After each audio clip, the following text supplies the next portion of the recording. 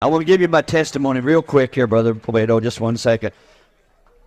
I hadn't been feeling too well in my body. And I'd gone to the doctor and I had some prostate trouble. And I went there and they told me this and that. You know how they do. Scare you to death. Scare you to death. And so Lois says, I'm going down with you. I said, no, I'm fine. I'm okay. She said, I'm going with you anyway. So she went down and I made her sit in the office because they had already done a biopsy. When they came back, he called me in there and he said, Mr. Branham, I can't believe this. He says, I wouldn't even believed it. He said, but we done 12 biopsies and 10 of them was positive. He said, you're completely full of cancer. You say, what does that mean? Well, till they tell you that, you don't know what I'm talking about. It scared me so bad. Not that I was scared of dying, but it just scared me so bad. And I couldn't even move. He told my boy David, he said, I've told a lot of people that they had cancer. He says, but I've never seen anybody take it as hard as your daddy.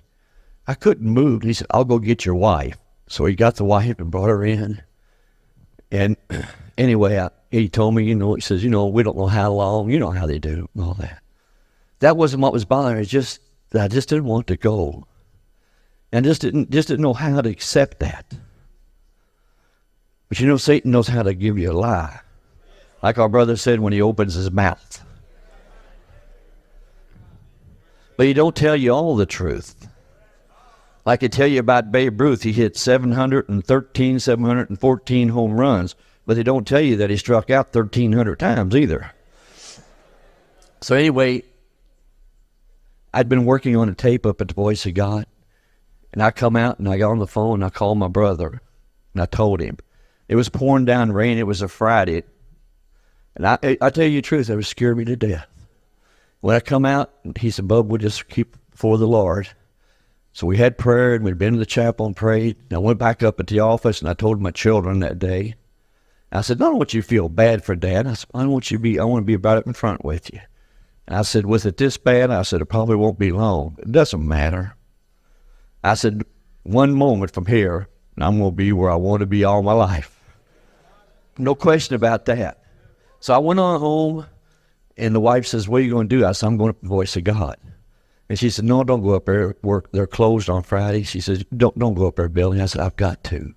I just want to go pray. So I went in the office, and I prayed. I went in the chapel there, and I prayed. I come back, and I turned on the tape. I wanted to hear a tape. I wanted to hear Daddy say something. I wanted to hear him pray for somebody and say, you got prostate cancer. There was a tape on there that I'd been working on for several days. Questions and answers on the seals. We came down to the end of it, and we don't gap the part where he's in a prayer like he says, God bless you, God bless you, God bless you. So I'd already closed the tape off. That's all there was left. And I couldn't find nothing. So I just pushed the button. Daddy said, God bless you, sister. God bless you, brother. And he prayed for, hundreds like that. And it went on for maybe 20 or 30 minutes. And I turned the tape off, and I was so discouraged. Then something down inside of me said, listen a little farther. I pushed it again. God bless you. God bless you. God bless you. Still wasn't there. I turned it off. Something that little voice said again, said, keep playing. I pushed the button again. Tears from my eyes. My faith was, All of a sudden I heard a voice, a young man. I said, that's me. I said to the people, is there anybody else wants to be prayed for? The next voice I heard was Dad. He said, Billy Paul.